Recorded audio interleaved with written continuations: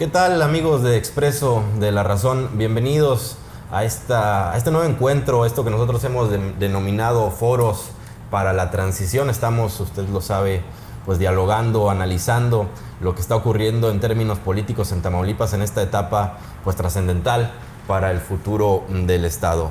Y hoy nos acompañan dos analistas, dos especialistas en los temas de la agenda pública, de la agenda política, desde luego, de Tamaulipas. A mi izquierda el doctor Ernesto Casas Cárdenas, profesor e investigador de la Universidad Autónoma de Tamaulipas, particularmente de la Facultad de Derecho y Ciencias Sociales, especializado en ciencias políticas. Doctor, bienvenido. Muchas gracias. Buenos días, José Ángel. Buenos días. Muchas gracias. Y a mi derecha, José Ángel Solorio, periodista, historiador, colaborador de esta casa editorial también ya desde hace mucho tiempo. José Ángel, bienvenido. Gracias, y al auditorio también. Vamos a empezar contigo, José Ángel. ¿Por qué no nos haces un análisis, si quieres, muy somero, de qué está pasando en Tamaulipas ya en esta transición que estamos empezando a vivir? Pues yo creo que podríamos empezar comentando que estamos viviendo una transición peculiar, como no había habido otra en la historia política de Tamaulipas, al menos después de la Revolución Mexicana, por dos cosas fundamentales, creo yo. Primero, que quien sucede en el cargo al gobernador es de diferente partido, PAN, Morena. Y el otro elemento, me parece, es la confrontación directa, abierta, pública, fehaciente entre el gobernador del estado, Francisco García Cabeza de Vaca, y el presidente de la República, Andrés Manuel López Obrador. Son dos elementos que hay que visualizar, porque de ahí parten todos los fenómenos que estamos viendo y que seguiremos viendo, creo yo, al menos hasta mitad del próximo sexenio de Villarreal Anaya. Creo que esos dos elementos están signando los escenarios presentes y marcarán, me parece, obligadamente los escenarios futuros de Tamaulipas. ¿Ves entonces un escenario agitado, por lo menos en los primeros tiempos de la administración que viene? Sí, me parece que sí. Primero, por cuestiones económicas. Habrá que recordar que Tamaulipas tiene una deuda pública más o menos frisando los 22 mil millones de pesos. Eso va a atorar muchos programas de la nueva administración, de la Cuarta T en Tamaulipas, por una parte. Por otra parte, el escenario político muy confrontado, crispado, la división antagónica. Bueno, siempre ha habido una división teóricamente de poderes, pero ahora estamos viendo no solo una división de poderes, sino una evidente confrontación de poderes que representan unos poderes, el pasado, y otros, el presente y el futuro inmediato. Estamos hablando de que el Congreso representa una mayoría panista, el Poder Judicial una absoluta mayoría panista, y el Ejecutivo Estatal, que estará en una situación bastante complicada, por decir lo menos. Creo que este escenario no se disipará hasta el 2024, cuando Morena pueda lograr, si es que lo puede hacer, lograr la mayoría en el Congreso local. Doctor, ¿en qué escenario estamos? ¿Ante un escenario complejo políticamente hablando? ¿Así lo ve? Me gusta tu calificativo de complejo. Yo empezaría, Miguel, subrayando que la historia política de México, estoy hablando de la historia posrevolucionaria, pues fue el intento porque tuviéramos más o menos una vida institucional, es decir, que pasáramos del gobierno de las personas al gobierno de las instituciones. Y es una de las características fundamentales del Estado moderno y de este Estado democrático, que es consecuencia de lo que se ha denominado como Estado moderno. Y un autor muy importante, que fue Juan Linz, que sigue siéndolo para quienes estudiamos estos fenómenos políticos, hablaba de la necesidad de que los actores evidenciaran autenticidad democrática como un abono directo a la consolidación de esa vida institucional. Y me parece que, insisto, México, y ahora particularmente Tamaulipas, pues una vez más pone en tela de juicio esa vigencia de autenticidad democrática de los actores, y por tanto lo que tenemos en ciernes pues es el que desafortunadamente al día de hoy todavía no podemos garantizar que tengamos una vida meramente institucional. ¿Qué significa esto en palabras mundanas? Pues que bueno, no tuviéramos la necesidad de que un fenómeno político llegara a ámbitos de otro poder, en este caso el judicial, que eso es a lo que se le denomina cuando se dice que se judicializan los procesos políticos. Y bueno, pues aquí para variar hemos llegado otra vez a esa instancia. Tenemos otros escenarios en este maravilloso planeta donde hay una competencia en el marco de las reglas democráticas, donde hay un ganador, un partido, otro perdedor y punto, ¿verdad? Hay que darle vuelta a la página y seguir el proceso de transición de las administraciones y dar paso a un nuevo gobierno. Y aquí estamos viendo pues que las cosas no se están dando así. Y a mí me parece que es preocupante por eso, ¿no? No solamente por Tamaulipas, sino viéndolo como México, en donde nosotros deberíamos tener, las instituciones deben tener, entre otras características, el dar certeza, ¿verdad? El que haya una continuidad en los procesos. Y entonces cuando eso se trunca, pues eso es lo que pone en tela de juicio este proceso. Me parece que estamos en esa etapa. Superable sí, y seguramente se va a superar. Pero pone a prueba, nos pone a prueba una vez más, particularmente a Tamaulipas, por lo que, como decía el colega, pues Tamaulipas vive en este momento está viviendo un doble proceso de alternancia partidista. Eso es lo que hay que decir otra vez. No podemos hablar de esta consolidación todavía. Hay quien habla que ya transitamos a un sistema meramente democrático y yo soy uno de los que lo pone en tela de juicio. Estamos en una alternancia partidista. Va a ser la segunda que se viva aquí en Tamaulipas. Venimos de un predominio histórico del PRI, gracias a lo que estábamos diciendo, a esa supremacía de las personas por encima de las instituciones. Luego llegó el PAN y teníamos pues la esperanza de que se consolidara esta vida institucional. Ahora llega Morena, lo más previsible es que va a llegar Morena, ya tenemos un gobernador electo de ese partido Morena, pero pues que todavía el proceso está en una etapa judicial, pero va a haber un nuevo partido, en teoría, y lo deseable sería entonces pues que se consolidara ese proceso, ¿no? Que la vía democrática, es decir, la vía electoral, pues diera esa certeza, ¿no? Entonces estamos en ese inter. ¿Y qué tantos elementos ve en este proceso de judicialización, es decir, para decirlo más claramente en la impugnación, ve elementos para que pudiera prosperar? Mira, no conozco directamente el expediente, no podría opinar, no he visto el expediente tal cual, cuáles son las pruebas, las aportaciones que está haciendo el partido que está impugnando, que recurrió a los medios de impugnación que prevé la ley.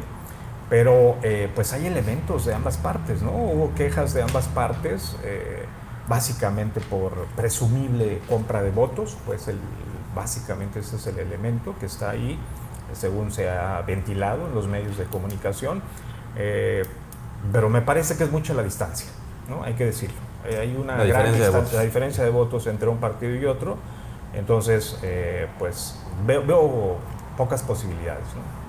José Ángel, hablabas hace un momento de dos grandes proyectos políticos en pugna, enfrentándose. Me da a mí la impresión de que Tamaulipas quedó como una especie de laboratorio o de ring donde se están enfrentando estos dos grandes proyectos políticos. Decía el doctor que hay una evidente intención de complicar esta transición. ¿Ves en la administración saliente esa intención? Pues hay muchas señales de que así es, de que se intenta obstaculizar a todo trance una transición ordenada y exitosa para Morena. ¿Y qué elementos son estos? Bueno, la construcción de instituciones transeccionales, como lo que se le ha llamado el fiscal carnal, como otras instituciones que, si bien no están en la intención de construirlas transeccionalmente, por su naturaleza son transeccionales. Por ejemplo, el poder electoral, los magistrados electorales, ahí van a estar todavía un buen tiempo. El YETAM, los consejeros poder electoral de Tamaulipas, va a estar por muy buen tiempo. Y algunos organismos paraestatales o parasociales que siguen operando como derechos humanos y otras áreas que van a seguir con el sello político, ideológico y operativo de la administración anterior. El mismo PAN ha estado manifestando su resistencia a reconocer al gobernador Américo Villarreal Anaya como gobernador electo. Ellos no entienden que es un proceso democrático, que es un proceso que tiene que juzgar la autoridad electoral. ¿Por qué? Bueno, porque hay una serie de inconformidades y se tienen que finalizar hasta que concluya el proceso electoral. Pero Villarreal Anaya ya tiene una constancia de mayoría, es decir, la vocación democrática de cualquier actor en Tamaulipas debe ser respetar ese proceso y esa entrega del acta de mayoría que tiene ya en sus manos Américo, y que le entregó una institución jurídicamente legal y abiertamente democrática que el mismo Congreso del Estado instauró y operó y construyó, pues, ¿no? Sí. Entonces hay evidencias claras de que hay cierta resistencia de actores políticos como el PAN, como su líder, el Cachorro Cantú, Luis Cachorro Cantú, así le dicen, lo digo porque así le dicen. Él así se dice. Él así se asume, sí, ¿no? Sí. El Cachorro Cantú en una actitud un tanto desfasada, me parece que protagónicamente equivocada, intenta construir una narrativa de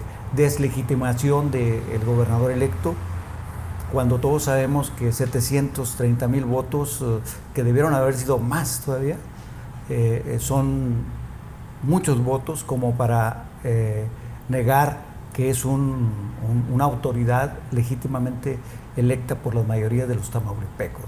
Hablabas ahorita del Congreso. Me parece importante porque pues es como la llave por la cual se podrían desatorar muchos de estos que se han denominado blindajes, así los hemos catalogado por lo menos en la prensa. Tú has escrito ya mucho sobre lo que está pasando en el Congreso, una legislatura también muy polémica, llena de enfrentamientos. ¿Ves la posibilidad de que en este periodo que viene a partir de octubre pueda Morena recuperar la mayoría? ¿O el control, por lo menos? Yo creo que hay muchas posibilidades de que así sea. Déjame contarte una experiencia que todos vivimos hace unas semanas ahí en el Congreso para entregar el premio o la presea Luis García de Arellano. Hubo dos propuestas, hubo dos votaciones, porque en la primera votación quedaron 18 votos a 18 votos. Hubo otra votación, quedaron 18 votos a 18 votos. Y finalmente se llegó a un acuerdo salomónico ahí que no es el tema, pero así quedó.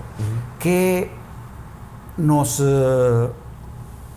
da a entender este escenario? Pues que está real y objetivamente dividido el Congreso en dos polos, muy equidistantes en cuanto a fuerza política y a representación numérica. ¿Qué es lo que puede variar esa mayoría que va de vaivenes? Me parece que es la operación política de la nueva administración. Si hay un diálogo, si hay respeto, si hay un acuerdo, si hay un diálogo en la divergencia, si hay un acercamiento con respeto y dignidad a cada uno de sus principios y valores partidistas, creo que se puede lograr que ciertos segmentos voten por posturas realmente benéficas para la sociedad tamaulipeca. La crispación actual me parece que va a ir desapareciendo con el tiempo. Dicen que el tiempo todo lo cura, en política también cura muchas cosas. El tiempo yo creo que se va a temperar.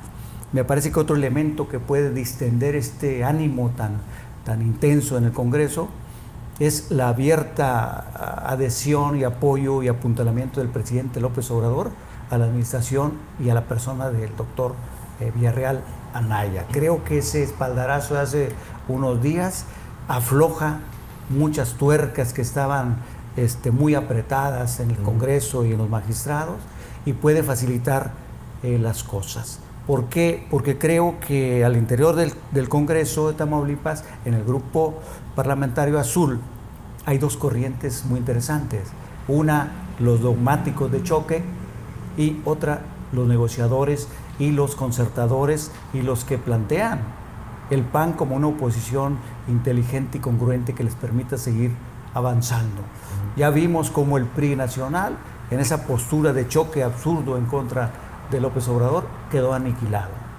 ¿Por qué? No fue una oposición inteligente, no fue una oposición operativa. Me parece que en el Congreso del Estado finalmente va a triunfar la corriente de la conciliación. ¿Por qué? Pues porque los actores que están metiendo choque, riña y guerra, el 1 de octubre muchos de ellos se van a tener que ir a otras actividades y van a dejar posiciones de fuerza y de gobierno que alimentan muchos rencores. Doctor, ¿se puede destrabar esto que parece una parálisis legislativa por este encono que se ha vivido ahí al interior de las bancadas? Sí, no tengo la menor duda.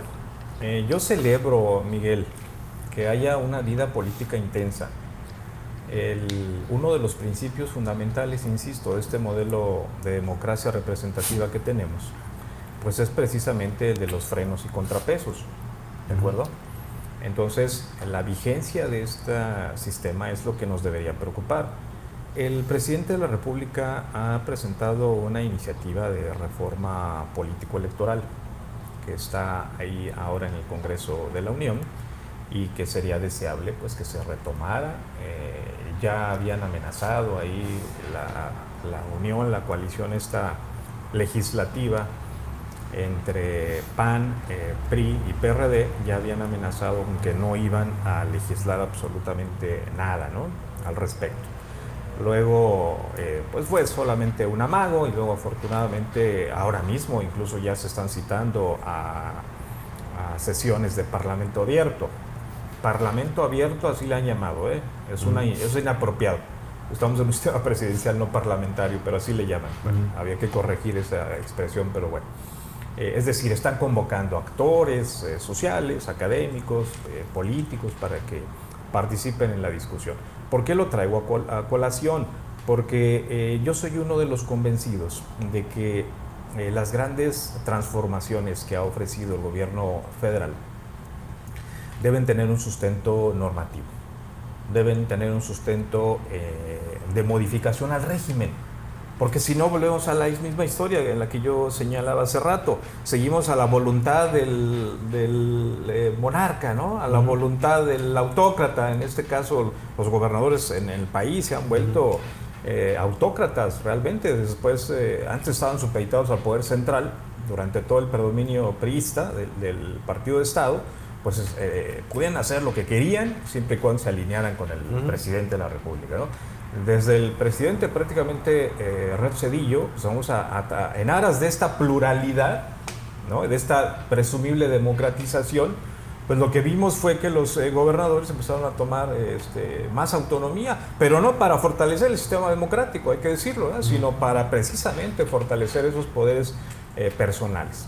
Entonces, una de las cosas que para mí es una agenda pendiente del gobierno federal, y celebro que vaya caminando, aunque sea de manera incipiente, ya en el 4º año en esa línea, pues es que transitemos de eso que se dice fácilmente, en que las cosas van bien porque yo me porto bien, ¿no? Refleja precisamente esta visión individualista, personal, ¿no? Si yo me porto bien porque soy la cabeza de la pirámide, los demás se van a portar bien.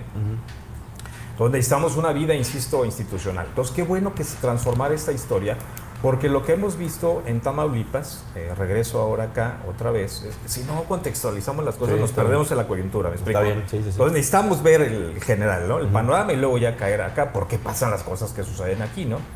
Entonces, lo que hemos visto acá en Tamaulipas es una transformación artificial muy desafortunada, de cómo transformar una mayoría que se expresa en las urnas a una ingeniería electoral que modifica esa representación, esa constitución, esa transformación de votos en curules, y que artificialmente, insisto, a un partido que no había obtenido la mayoría, se convirtió en mayoría en el Congreso de Tamaulipas, ¿no? Entonces, eso es un asunto muy delicado, muy delicado. Pero el problema es que la norma lo posibilita. ¿Me explico? O sea, ellos se escudan, cuando digo ellos, me refiero a quien transformó las leyes del Congreso. Ellos se escudan en que lo han hecho todo en el marco de la ley. Pero bueno, lo que habría que decir entonces también y asumir, pues es que la ley también ha servido para eso, ¿verdad? Lo podemos ver como la ley, el derecho ha servido también para legitimar una serie de violaciones como la que la que estoy enunciando, la que estoy refiriendo en este momento. Entonces, para mí lo deseable es, insisto, pues que existan estos frenos y contrapesos, que el Congreso efectivamente funcionara, pero que funcionara así porque es el resultado o es la voluntad popular la que está expresada así, no porque ellos decidieron desde el gobierno transformarse en mayoría, en una mayoría que no les había dado las urnas. Entonces, eso es lo que habría que modificar. Por eso la reforma político-electoral debería estar previendo, entre otras cosas, que no sucediera este tipo de cuestiones. ¿Cómo va a ser posible que a alguien se le pida para registrarse, para competir, que vaya con un programa, incluso con un partido? También están las candidaturas independientes, ¿verdad? Pero hay alguien que va expresamente con un programa, con un partido y tal, y una vez que llega, ¿sabe qué? Que pues me equivoqué y ya me fui a otra casa, a otro... Espérame, usted solamente es representante. Claro. Estamos en el mundo al revés, ¿verdad? Pero no se le olvide que usted fue postulado por tal programa y tal, y usted se debe a esto, no es usted. Aún peor cuando son plurinominales, por ejemplo. Claro, pues ya es todavía más grave, ¿no? Es toda una discusión lo de los plurinominales. Pero insisto, es decir, habría que clarificar quién es el mandatario y quién es el mandante.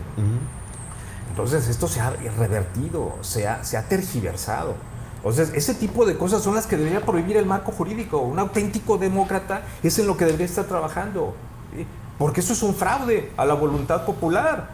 Claro. ¿Me explico? Entonces, ese tipo de cuestiones son las que a mí me inquietan, porque no deberíamos estar supeditados, insisto, a que, pues a ver si va a haber la benevolencia y el nuevo gobierno estatal, pues se va a alinear a este marco jurídico que rige a nivel nacional y se va a respetar. No, a lo mejor nada nos garantiza que llegue un nuevo gobierno en el estado y que pueda otra vez intentar modificar las cosas, aunque ahorita no tiene mayoría para hacerlo, ¿verdad?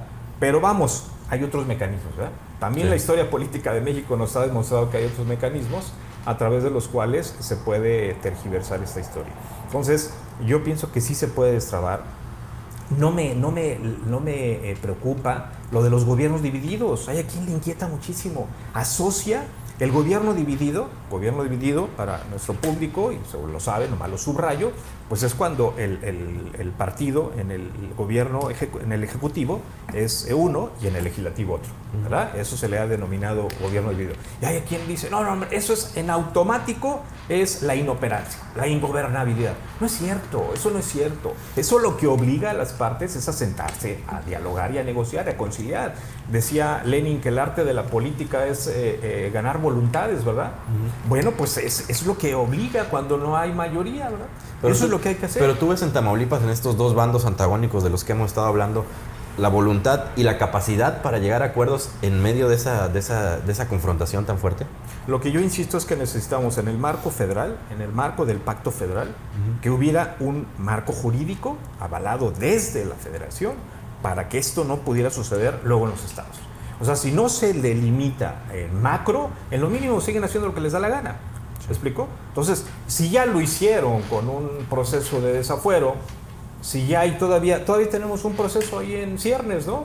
De lo que mandata la Constitución Política de los Estados Unidos Mexicanos a una comisión instructora, a una resolución inapelable, inobjetable, que, bueno, la llevaron al Poder Judicial de la Federación y ahora mismo está el proceso ahí. O sea, si ya hicieron eso, insisto, pues que no podríamos esperar internamente, ¿no? Lo que se ha mencionado, se han ido cubriendo espacios de manera verdaderamente caprichosa. Y entonces ya este principio de equilibrio de poderes se rompe. Nunca ha habido equilibrio, hay que decirlo, ¿verdad? Nunca ha habido equilibrio entre poderes. Pero esta separación, me quedo mejor con este concepto, ¿verdad? Esta separación de teórica, poderes, por lo menos. teórica, pues se rompe porque el Ejecutivo tiene un margen de maniobra tan amplio, porque así la ley se lo permite, que empieza a modificar las cosas de tal forma que, pues, lo que se mencionaba hace un momento, ¿no? Tiene fichas puestas por donde quiera. Pero dirá, pues eso me lo permite el marco jurídico. Se crearon los órganos constitucionales autónomos. De nombre, es una simulación. Porque a la hora de constituirlos, los otros poderes intervienen. Cuando los otros poderes intervienen, se vuelve dependiente. ¿Verdad? Es como si yo te contrato a ti, Miguel, ¿verdad? Y luego, pues ahí me auditas, Miguel, ¿verdad? Ahí te encargo que me audites. Ah, no, pues sí, seguramente si yo te contraté, me la debes a mí. A ver, ahí te veo auditándome, ¿no? Claro. No hay tal autonomía. Lo decía ahorita el doctor. El legislativo, y tú también lo decías, se ha convertido como en un brazo político más, incluso administrativo, del gobierno en turno. Vamos a pasar al tema de la fiscalía. ¿También es así? Parece, es decir, a pesar de que en el papel debería ser autónoma, ¿es tal? Pues evidentemente tienen una gran dependencia de sus orígenes, digamos, por decirlo amablemente. Y pues hay que ver también el carácter transeccional de este aparato de justicia, y que en los últimos meses ha dado muestras de ser una entidad facciosa, ¿no? Es decir, al servicio de un grupo o de un grupo de interés, un grupo económico, un grupo político. La persecución a los alcaldes, la persecución a algunos cuadros de Morena que operaron la campaña de Villarreal Anaya, candidato de Morena, es una evidencia de que esa fiscalía pues, tiene dueño. Y por supuesto que si no se maneja con habilidad, si no se maneja con prudencia y sobre todo con decisión, puede convertirse en un instrumento muy peligroso en el inicio del sexenio de Villarreal Anaya. ¿Por qué? Bueno, pues porque todavía seguirá en el cargo un buen rato. Hasta el 27 por lo menos, según lo que yo está estipulado. No creo que dure tanto, pero va a estar ahí después del 1 de octubre y ya está convirtiéndose en un lastre para la nueva administración por el siguiente razonamiento. Los alcaldes de Victoria, de Laredo, de Reynosa, tienen investigaciones, indagaciones, tienen órdenes de aprehensión. Es decir, y aparte sigue también su curso en el proceso judicial, lo del exalcalde Canturrosas, Carlos Canturrosas. ¿Y qué significa esto? Significa esto que el fiscal que estamos viendo y que va a subsistir, va a seguir influyendo en la vida política de Tamaulipas. ¿Por qué? Pues que por lo pronto Canturrosas no va a poder ser secretario como lo ha manejado el equipo del gobernador electo. ¿Por qué? Pues porque tiene una grave acusación de asesinato que está en curso y no ha concluido, ¿verdad? ¿Por qué los otros alcaldes van a seguir atorados? Pues porque las indagaciones siguen y no se van a terminar de un día para otro. Es decir, no se van a terminar ni el 5 de octubre, ni el 6 de octubre, ni el 7 de octubre. ¿Por qué? Porque si en breve se exonerara a estos actores políticos, pues se vería el uso igualmente faccioso de la nueva administración para resolver problemas de sus aliados, ¿no? Entonces se vería muy mal un gobernador entrante operando para defender a sujetos. La gran mayoría tiene justos reclamos. No sé si sean probables o no, pero el de Reynosa tiene problemas serios por una adquisición de terrenos con varios millones de pesos que todavía no ha explicado.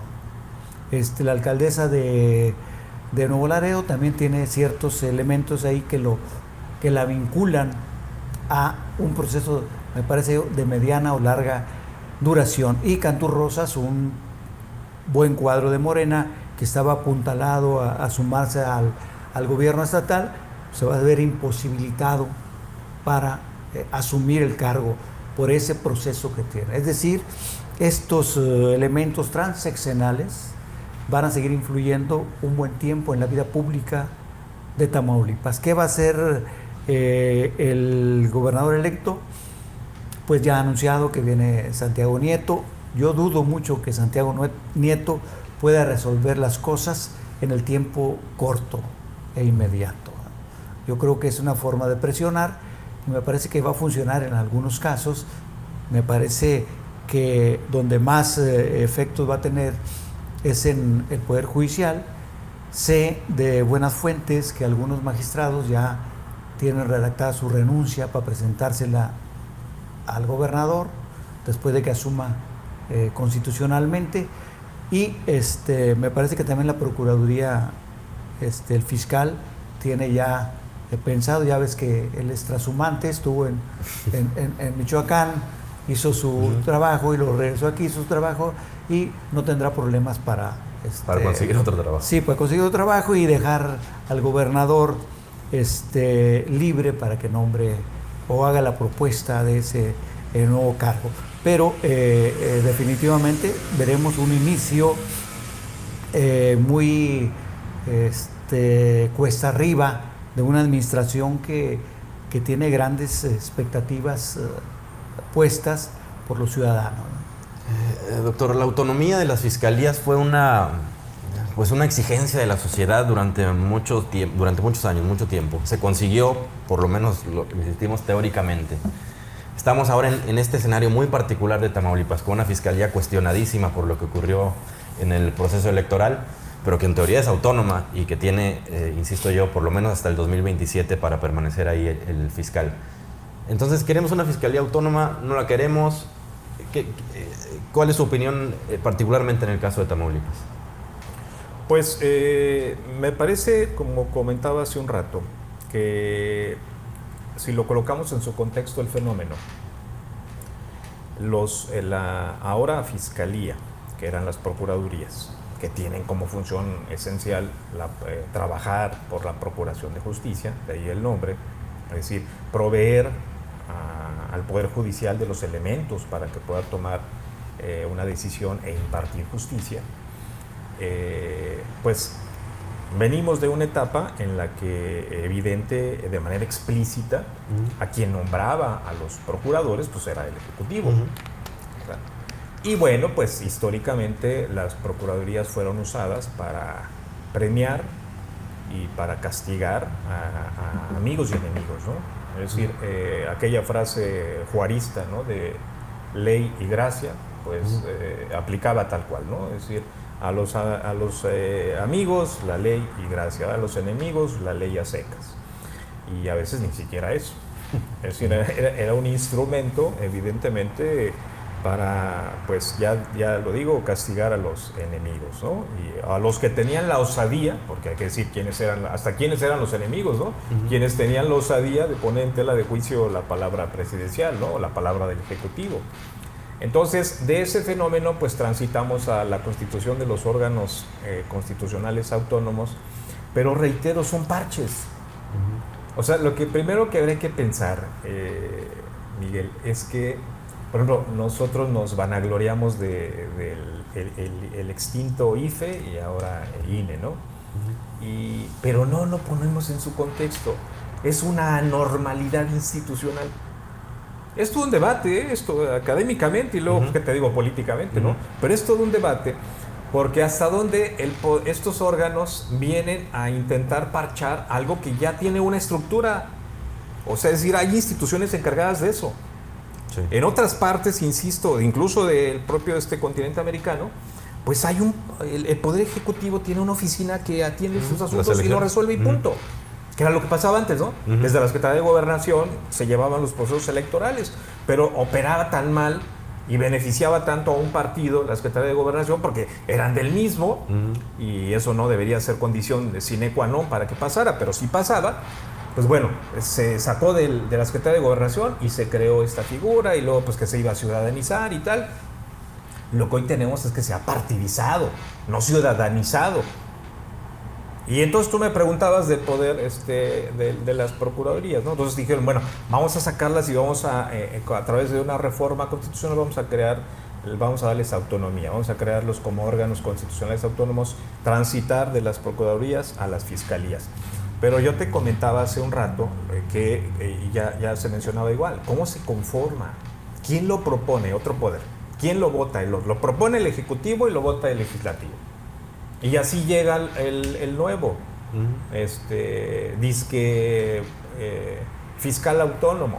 Y lo que tenemos es que son propuestas pues, del Ejecutivo, en su mayoría. Ahora se ha tratado de matizar un poco, ¿no? Y tal, pero la historia sigue siendo la misma. Y lo que preocupa, por ejemplo, es que en la reforma político-electoral que está proponiendo el presidente, eso, por ejemplo, no se toca. El gobierno el gobierno federal, destina muchísimos recursos, una gran cantidad de recursos, a esto que se ha dado en llamar la promoción de la ciencia y la tecnología. Y una de las cuestiones que podríamos preguntarnos, que sería interesante que la gente reflexionara, es ¿qué hacen con nosotros? Yo soy miembro del Sistema Nacional de Investigadores, no estoy vinculado a ningún proyecto institucional, pero sí me paga con recursos, me dan este estímulo o pues apoyo, vamos a llamarle de alguna forma, a través del SNI del CONACYT, y viene de recursos públicos, de los impuestos del pueblo. Yo debería ser utilizado que tenga repercusión para, eso. claro, para un proyecto institucional con una repercusión social, y así todos. ¿Cómo es posible que Cuba, que dimensionalmente con México es una islita, cómo es posible que ellos pudieron desarrollar una vacuna frente al COVID y nosotros todavía estamos esperando, ¿no? ¿Cómo fue posible eso? Y México destina, insisto, millones de pesos a la ciencia y la tecnología. ¿Qué hacen esos centros de investigación? Así estamos nosotros en ciencias sociales, ¿no? Me voy a todas las ramas, ¿verdad? Sí. Entonces nosotros, porque la pregunta sería, y siempre en la academia sale, ¿no? A ver, doctor Casas, usted se opone a eso, ¿y cuál es la propuesta? Entonces, a ver, ¿cuál sería su propuesta? Pues que nos usen. Deberían, si tuviéramos dos ejes, que uno sería el del servicio civil de carrera, que le dejen de tener que agradecer el empleo al que llega, que haya un servicio profesional de carrera en toda la administración pública, ¿verdad? Y después estos cargos directivos, que supuestamente requieren de mayor preparación, de mayor imparcialidad y tal, ¿por qué no retomamos principios fundamentales del concepto democrático antiquísimo que la democracia liberal quiso olvidar, ¿no? Me refiero al modelo, por ejemplo, de democracia griega, ¿no? Había dos principios fundamentales que hacía funcionar el modelo, que era el sorteo y la rotación. ¿Por qué no se puede reunir ciertas características básicas? A ver, ¿qué debería cumplir un fiscal? ¿Verdad? ¿Cuáles son los requisitos que debería cumplir? Y dentro de estos que lo cumplan, dentro de esos institutos de investigación, ¿por qué no lo sorteas y lo eliges por un tiempo específico? Lo seleccionas, lo seleccionas a través del sorteo. Y para un tiempo concreto, punto, y vámonos. Se pelean tanto los cargos, estos señores, por los cargos de representación. Ya los quiero ver, a ver si el gobierno dejara de ser un negocio, porque es lo que hay que decir. El gobierno es una agencia para hacer negocios privados. El día que se acabara esto, el día que dejara de ser el gobierno una instancia para hacer negocio, y le pagaran a un representante por los días que va a trabajar, porque así funcionaba el modelo, ¿verdad? Días de vengados, días pagados. Acabó tu chamba, adiós mi cuate, se acabó. Y tu salario es un salario digno y punto. No esos salarios estratosféricos. Y no este salario por no hacer nada. Ya quiero ver que la UAD me dejara a mí estar de vacaciones no sé cuántos meses sin hacer nada, ¿verdad? Pues a mí me eligieron por 3 años, así es que 3 años donde yo estoy, les parezca o no les parezca, aquí me quedo. Ese tipo de cuestiones, Miguel Ángel, son las que me preocupan. Y esas son las que no estoy viendo en las reformas político-electorales. Entonces, ¿qué deberíamos tener para Tamaulipas? Pues deberíamos tener una fiscalía que verdaderamente fuera autónoma y no que, o sea, si seguimos con el mismo modelo, Lo que va a pasar, pero bien, vamos a suponer que el escenario que plantea el colega se diera. Ahí está la renuncia. Que renuncie Irving. Ahí está la renuncia. ¿Cómo se va a cubrir el espacio? Sería mi pregunta. Pues siguiendo el mismo caminito. Entonces ahora no se la va a deber al que se va a ir, sino se la va a deber al que va a llegar. Entonces abonamos a que el proceso se pueda repetir. No estoy diciendo que vaya a suceder. Estoy diciendo que como están las mismas reglas del juego, los incentivos institucionales están para que se pueda reproducir. No necesariamente, pero se puede reproducir el mismo proceso. Entonces, ¿qué esperamos? Que dentro de 6 años nos estemos quejando, nos volvamos a sentar aquí nosotros y empecemos, pues mira lo que hizo el gobernador con su fiscal y tal y tal. Entonces, cuando perdemos de vista esta coyuntura, discúlpeme que pues, mi opinión es meramente académico, yo soy un académico, a veces nos tachan a los académicos de utópicos, estoy convencido de que de las grandes utopías han venido las grandes transformaciones políticas de la humanidad. Pues yo sigo soñando, si quieren verlo así, en que un día podamos tener esa autonomía de estos órganos que se crearon, insisto, para mí como parches, porque ya había instancias que se encargaban de, pero sin embargo se quisieron crear. Bueno, entonces verdaderamente denle autonomía, porque de lo contrario estamos nada más creando nuevas instituciones. Imagínense lo que cuesta mantener a las instancias electorales. No, tenemos una de las democracias más caras del mundo. Es carísimo, carísimo. El proceso electoral en México es carísimo. Y luego tienes, por ejemplo, se mencionaba ahorita a los magistrados, ¿no? Del electorales, ¿no? Del Tribunal Electoral, del Poder Judicial de la Federación y del Estado también, ¿no? Se pasan meses sin hacer nada y siguen cobrando. Y entonces, ¿cómo para qué los quieres? Y cobrando los sueldos más altos, yo creo, de la administración. Humildemente. Ganan más que el presidente, ¿no? Esa es la historia que tenemos. A ver, hablaba el doctor de una utopía. ¿Es una utopía esto que plantea o tú ves las condiciones para que pudiéramos transitar a un modelo de ese tipo? Bueno, lo que pasa es que las utopías existen durante todo el proceso de la creación del ser humano, ¿no? Y decía Galeano que la utopía sirve para avanzar, para caminar, ¿no? Y eso es, ¿no? La eterna búsqueda del ideal, la búsqueda de la utopía. La utopía sirve no solo para caminar, sirve para construir esperanzas en un futuro mejor. ¿Y lo ves en este Tamaulipas 2022?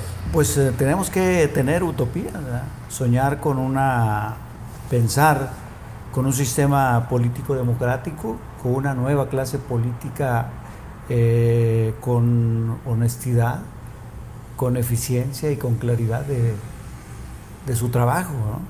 Que los poderes del Estado, legislativo, judicial, ejecutivo, pongan en el centro de su interés, y esto sí es una utopía real, el desarrollo y el progreso de Tamaulipas y los tamaulipecos, ¿no? Creo que eso es finalmente los planes de gobierno, el plan estatal para Tamaulipas, pues, será una utopía a desarrollar, a buscar, ¿no? Finalmente el votante ante la urna, votas por la utopía porque crees que sí te va a salir bueno, ¿no? Claro. Y finalmente pues es la búsqueda eterna de mejorar, ¿no? La utopía. Y por supuesto que tiene que existir la utopía y tenemos que operar en función de esas aparentemente irrealizables proyectos humanos, proyectos democráticos, para ir perfeccionando nuestro entorno, ¿no? Hablabas de una nueva clase política y eso me da pie para pasar ya a uno de los últimos temas. La gente que va a rodear al gobernador electo, al doctor Américo Villarreal. Estamos ya inmersos en este deporte tan tamaulipeco de empezar a adivinar quién va a integrar el gabinete. ¿Quién debería integrar el gabinete en términos de perfiles? Pues debería ser un gabinete ad hoc. O sea, la Secretaría de Economía, pues, alguien que sepa de desarrollo económico, no necesariamente un economista, pero alguien que tenga ese perfil. Secretaría General de Gobierno, pues, alguien que entienda cómo se maneja el sistema político tamaulipeco. En cultura, Bueno, pues un creador. Tenemos Que hace mucho no pasa eso. varios sexenios que han puesto a amigos de la esposa del gobernador, o de amigos del gobernador, o amigos de amigos del gobernador, compadres o familiares lejanos, como Genio, que puso al ¿cómo se llama el güerito? Que fue director de cultura, Mier y Terán, que era primo del gobernador, y entonces eso sería lo idóneo. Pero realmente la realidad es otra. ¿Cómo se ha conformado, digamos, después de los 70s, o después del portesigismo, si quieres, a partir del 47 que se liquida el portesigismo, cómo se han construido los gabinetes? Primero, los cercanos, los amigos. Segundo, los aliados. Tercero, el proyecto político, es decir, a quién vas a aventar para senador, para diputado, para alcaldes o diputados locales o congreso. ¿Verdad?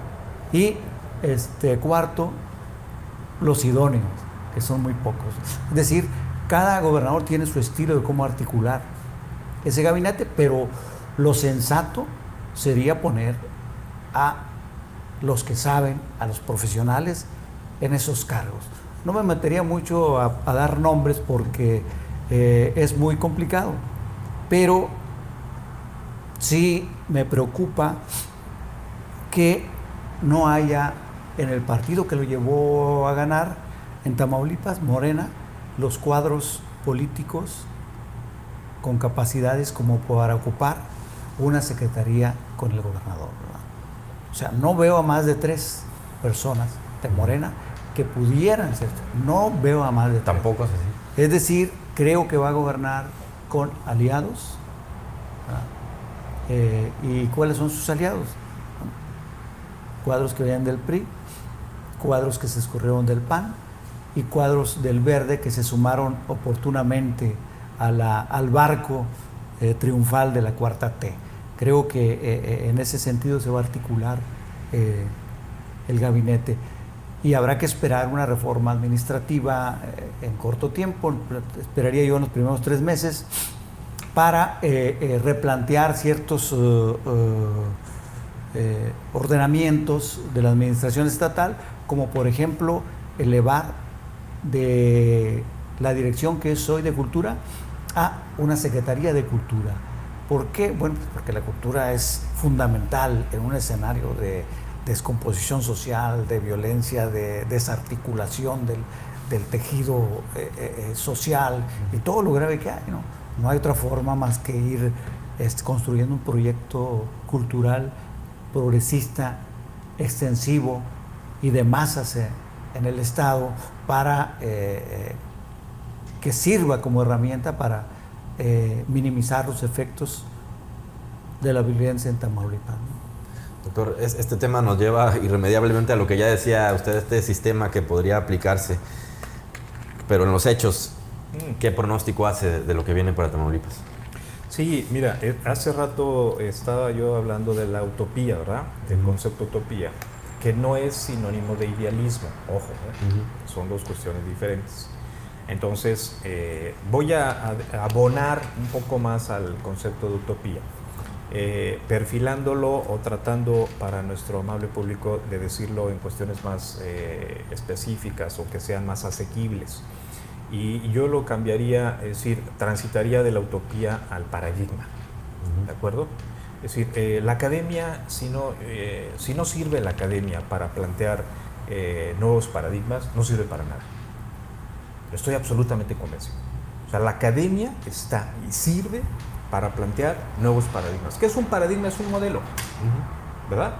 Es un modelo que se plantea, que es deseable que se siga, porque orienta, como bien se ha dicho, orienta el devenir, y en la medida en que ese paradigma nos va orientando, pues se van materializando acciones concretas. Le pongo nombre y apellido ya a las cuestiones para cerrar la pregunta que tú me haces. Vamos en teorías, y esto se concreta y que seguramente hay altísimas probabilidades de que así sea, que en Tamaulipas va a haber un gobierno del mismo partido que el del gobierno federal. Entonces, hay la alta posibilidad de que las políticas públicas del gobierno estatal pues van a ser muy similares, van a ser en alguna medida réplicas de las que se han impulsado a nivel federal. Y ahí es donde yo quiero insistir. Hace rato se dijo también, y me parece con mucha tingencia, y coincido plenamente en que el aspecto cultural es fundamental, sobre todo cuando tenemos a una sociedad muy fracturada, ¿no? Cuando esto que se denomina coloquialmente como el tejido social pues está muy descompuesto. Es fundamental el aspecto cultural. Pero yo veo dos cuestiones que para mí serían deseables para Tamaulipas en el corto y mediano plazo. Sí. Que son la cuestión del el crecimiento económico, el desarrollo social, que no son lo mismo. No necesariamente el crecimiento económico implica desarrollo social. Hemos tenido etapas en México de crecimiento económico con gran estancamiento de desarrollo social porque hay una gran centralización y concentración de capital, ¿verdad? La desigualdad. Que se manifiesta en desigualdad y luego en pobreza. La ecuación debería ser así. No debería ser el combate a la pobreza, es el combate a la desigualdad. La pobreza es una manifestación de... Entonces, necesitamos crecimiento económico, necesitamos desarrollo social, ¿de acuerdo? Necesitamos el cuidado del medio ambiente, fundamental. Es fundamental que cuidemos la casa. Si no tenemos casa, no tenemos nada. Y los problemas que estamos viendo del agua, por ejemplo, pues tienen que ver con lo que hemos hecho con nuestro planeta, con nuestro medio ambiente. Entonces necesitamos urgentemente ese tema, y el otro el de la seguridad pública, ¿verdad? Son temas que están ahí, que necesitamos que se aborden. Las políticas públicas redistributivas están bien. Yo no digo que estén mal, las políticas redistributivas, al menos para más o menos emparejar el piso, porque hay tales niveles de desigualdad que por eso el presidente de la República ha tenido que implementar tantos programas de estos denominados de bienestar social. Pero todas las políticas de bienestar social, si no están asociadas con generación y distribución de la riqueza, no sirven para nada. O sirven para resolverle la vida a alguien durante 2, 3, 5 o 6 años. ¿Me explico? Todo lo que necesitamos es dejar de pensar en coyunturas de 3 o de 6 años. Necesitamos que se sienten bases para que se genere riqueza, se distribuya equitativamente, y esos deben estar asociados con lo que se denomina políticas de desarrollo social. Eso es lo que yo le exigiría al nuevo gobierno en Tamaulipas. En ese camino tendría que ir. Ese es el paradigma que había que seguir. Sí. Y que en alguna medida significa profundizar lo que está haciendo el gobierno federal. Profundizarlo en ese sentido. Necesitamos que se genere riqueza y que se distribuya equitativamente. Y para eso hay lo que se ha denominado también como vocaciones, si así se entiende, regionales, locales, municipales, comunitarias. Esos proyectos hay que impulsarlos, hay que apoyarlos. No basta con la beca de una persona, eso evidentemente es muy liberal. Y luego se dice a alguien que, empezando por el propio presidente, que no es neoliberal, ¿no? No, pues está bien que se distribuya eso, pero debe pensarse en una lógica comunitaria, colectiva, de generación de riqueza, ahí donde está el problema de desigualdad social, y garantizar que se distribuye ahí, a partir de ahí, hacia afuera. ¿Me explico? Sí. Ese es un paradigma, y no estoy inventando el hilo negro, ¿eh? No creo que a mí se me acaba de ocurrir, ¿eh? No, esto tiene ya data, ¿verdad? Tiene forma y antecedente concreto. Eso es lo que yo esperaría, es lo que yo desearía para Tamaulipas en el corto y mediano plazo, además de que va a tener que resolver pues todo lo que ya dijimos, ¿verdad? Por eso es que yo creo que coincidimos, mi colega y tu servidor, en que viene una etapa compleja. Tú empezaste con ese concepto que decía yo que coincidía, difícil, porque pues va a tener que arreglar todo esto institucional, ¿verdad? Que está complejo. Pero paralelamente hay que echar a andar la maquinaria para trabajar con lo que se tiene, pero en este sentido, para mí bajo ese paradigma. Si se hace bajo ese paradigma, me parece que Tamaulipas en el mediano y largo plazo va a tener otro estadio, ¿verdad? Porque Tamaulipas es rico, tenemos muchos recursos, somos estratégicos, y hay mucho talento humano en Tamaulipas. A ver, pensando en eso y en lo que decía José Ángel, ¿tiene Tamaulipas evidentemente los cuadros, el talento humano para llenar tranquilamente un gabinete, pero los tiene Morena? Pues es que mejor dicho, no me parece, mejor no podía haberlo dicho mejor mi colega. Entonces, es decir, el problema está en que pues va a tener que echar mano. Además, políticamente es así, Vamos, políticamente hay que decirlo, va a tener que echar mano en esto que es pues los aliados, ¿no? los aliados. El problema está en que, pues, ¿quiénes son los aliados, no? Entonces, bueno, no se mencionó al PT, por ejemplo. También está otro partido que está jugando. Entonces, pues sí es un ejercicio complejo de ir seleccionando, digamos, a los mejores perfiles, pero regreso otra vez a lo que decía hace rato, ¿no? Vamos, yo en su lugar, si yo fuera el gobernador, bueno, yo tenía que tener así como una lista, ¿no? De cuáles serían los requisitos mínimos para cada perfil, ¿no? Y ya en función de ello, pues sí, empezar a llenar espacios. Morena como tal, el partido como tal, y con esto termino, Morena como tal tiene una gran asignatura pendiente, que es el trabajo de cuadros internos, porque no los tiene. Es una realidad lo que se ha dicho aquí. Entonces, cuando volteas a ver al partido y efectivamente dices, bueno, ¿de quién se va a agarrar? Pues es todo un dilema, efectivamente. Entonces, y eso le puede afectar evidentemente al gobierno, nuevo gobierno. Pues imagínate si en lugar de poner buenos perfiles empiezas a acarrear a gente que tiene vicios y compromisos antiquísimos, pues difícilmente, y con esto insisto, puedo redondear el comentario, no se puede esperar un resultado diferente haciendo lo mismo y con los mismos, ¿verdad? ¿Me explico? Sí. Es algo verdaderamente básico, obvio, ¿no? O sea, un resultado diferente no se puede obtener queriendo hacer lo mismo y con los mismos. Entonces, si no transformamos esas dos cuestiones, pues difícilmente se va a lograr. Me imagino que ahorita lo que está pasando en la cabeza del gobernador electo, pues es justamente ese tema, ¿verdad? ¿Con quién lo voy a hacer? Aparte, él mismo señaló que será un gabinete paritario, es decir, mitad hombres, mitad mujeres, y todos tamaulipecos, así es que... Y que cubra todas las regiones, ¿verdad? Porque pues Tamaulipas son muchas regiones, no es Victoria, ¿no? Tamaulipas no es Victoria. Claro. Ya para ir cerrando, José Ángel, hablabas de la urgencia de una reforma administrativa que le permitiera al doctor poner orden en el sistema, digamos, burocrático de gobierno. ¿Cuáles son las otras urgencias? Es decir, ¿qué ves haciendo al doctor en los primeros 3 a 6 meses de su gobierno? Primero, resolver las contradicciones de las herencias malignas que les están dejando. Después sentarse a hacer un plan de gobierno para el desarrollo y crecimiento del Estado. A mí me parece que Tamaulipas puede vivir momentos estelares en cuanto al desarrollo económico y social si la nueva administración toma con seriedad la tarea para lo cual fue electo, ¿no? La inseguridad, pues es muy complicado plantear desde la región soluciones, ¿no? Creo que si la federación no entra con la mano que debe entrar, vamos a seguir igual. Pero me parece que veo futuros y muy amigables escenarios para la economía de la región. Porque me parece que el noreste mexicano se ha estado colapsando por la falta del recurso hídrico, ¿no? Por el agua.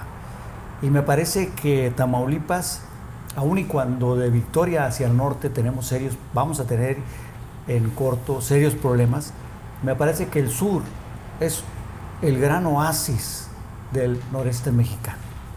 En el sur tienes el Pánuco, tienes el sistema lagunario y tienes un ecosistema donde la sequía no parece estar en ninguno de sus calendarios. Me parece que el noreste mexicano, sobre todo las grandes empresas, podrían estar pensando en instalarse en el sur de Tamaulipas. ¿Por qué? Porque se están colapsando.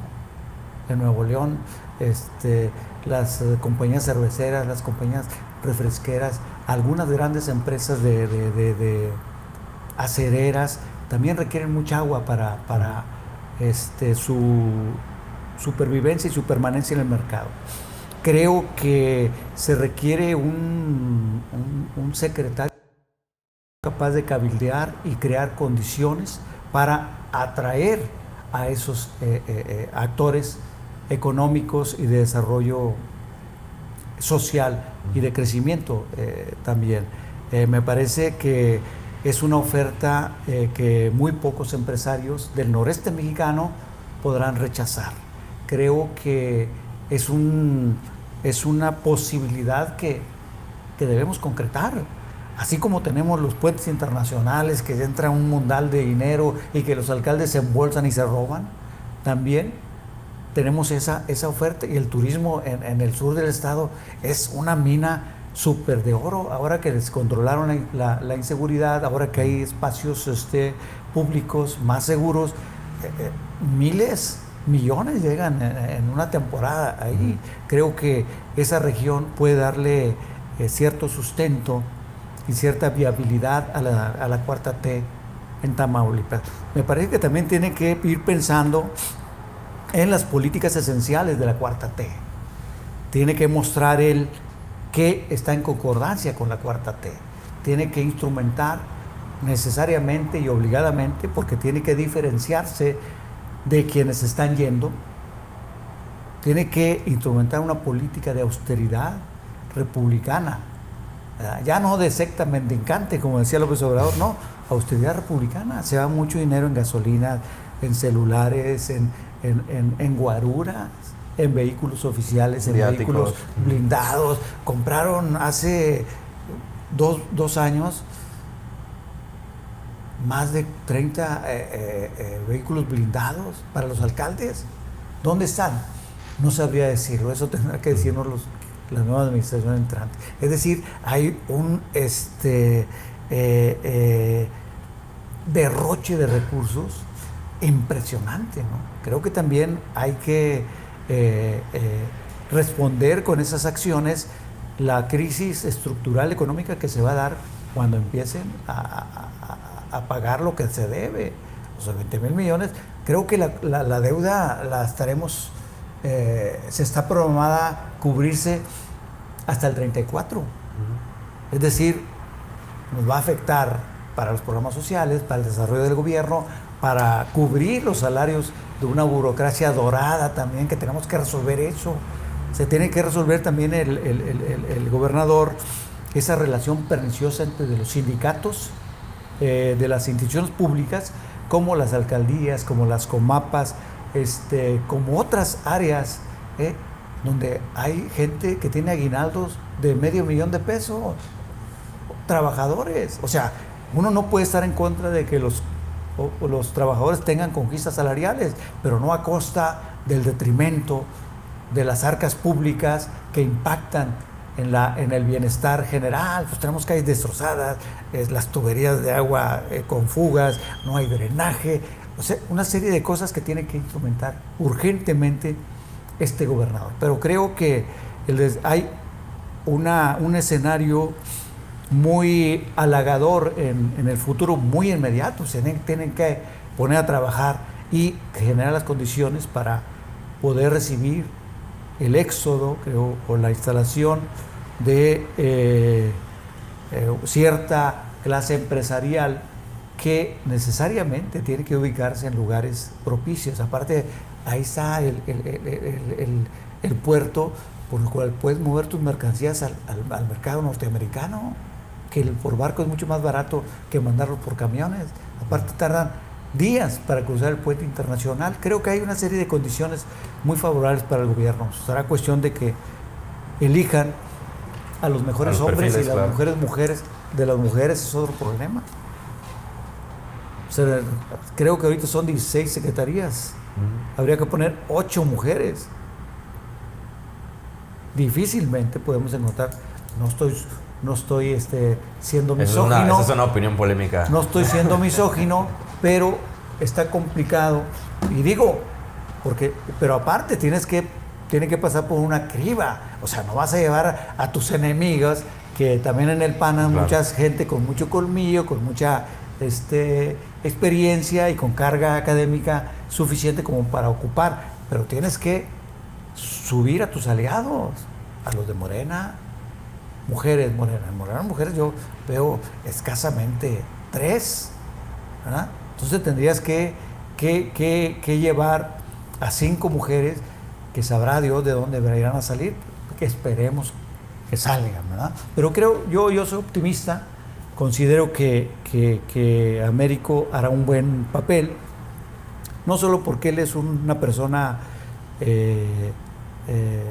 humanista, pues su formación de médico así lo refleja, sino porque creo que es un hombre bien intencionado.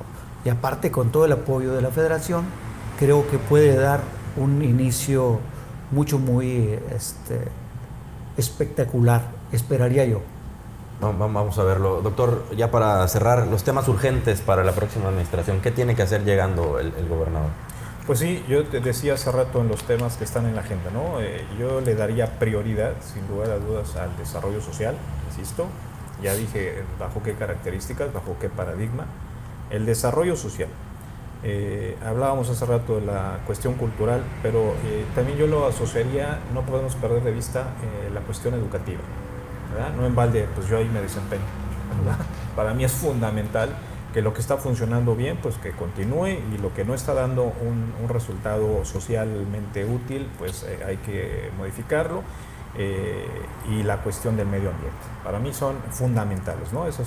Coincido en que el tema de la seguridad pública es un tema que va enlazado a nivel nacional, a nivel federal, pero sin lugar a dudas Tamaulipas tiene una responsabilidad directa.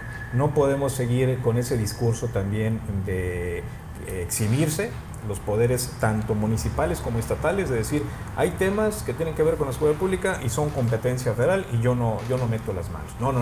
El Estado como tal, la estructura de Estado con mayúscula y con todos sus órganos, el Estado tiene como función fundamental garantizar esos 3 derechos básicos de los cuales se derivan todos los demás, ¿verdad? El derecho a la vida, a la libertad y a la propiedad.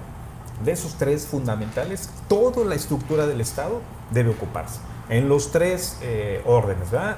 A nivel, insisto, federal, estatal y municipal. Entonces, ahí hay prioridades muy concretas. Yo me despediría diciendo lo siguiente. Yo deseo, pero exijo además, que al pueblo de Tamaulipas le vaya bien. En la medida en que al pueblo de Tamaulipas le vaya bien, le esté yendo bien a ellas y a ellos, yo no tengo la menor duda que hay mujeres de sobra que se pueden hacer cargo y muy bien de responsabilidades públicas, no tengo la menor duda. Entonces, en la medida en que a ellas y a ellos, a nosotros, todos en conjunto nos está yendo bien como pueblo, en esa medida seguramente lo están haciendo bien nuestros representantes, ¿verdad? Suele decirse al revés, no me dejan mentir, ¿no? Queremos que le vaya bien al gobierno porque así le vaya bien. No. Volvemos otra vez, el mundo está al revés. No. Necesitamos que el pueblo, cuando al pueblo le va bien, quiere decir que los representantes lo están haciendo bien, ¿verdad? No es más que la consecuencia, es un reflejo de. Entonces, eso es lo que yo exijo y deseo, y pues que evidentemente tengamos cada vez más una vida institucional más sólida. Eso es una tarea prioritaria, importantísima, desde el arranque hasta que se termine el nuevo sexenio, que se fortalezca la vida institucional en Tamaulipas. Eso le hará muy bien, será un ejemplo y eso derivará progreso irremisiblemente. Entonces, para mí esas son tareas fundamentales que hay que cuidar. Muchas gracias, José. Gracias a ustedes. Muchas gracias, doctor. Gracias por la oportunidad. Muchas gracias a ustedes por su atención. Seguramente con el tiempo nos volveremos a encontrar para ver pues qué de lo que se dijo aquí se ha ido cumpliendo, qué no. Ya lo analizaremos más adelante. Yo le agradezco mucho su atención. Nos vemos en la próxima.